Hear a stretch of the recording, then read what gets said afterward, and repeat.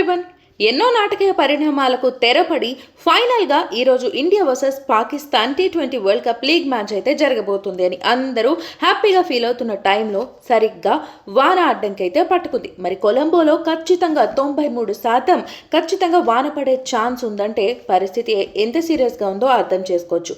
మరి ఈ పరిస్థితుల్లో అటు వాన పడకూడదు, ఖచ్చితంగా మ్యాచ్ జరగాలి అని అందరూ ప్రేక్షకులు, సగటు క్రికెట్ అభిమాని కూడా కోరుకుంటున్న టైంలో పాకిస్తాన్ మాజీ క్రికెట్ ప్లేయర్ బసిత్ అలీ మాత్రం వాన పడాలి అని చెప్పి స్టేట్మెంట్ ఇచ్చారు. అదేంటి, మీరు పూర్తి మ్యాచ్ చూడాలనుకోవట్లేదా అంటే లేదు, నాకు వర్షమే కావాలి అన్నారు.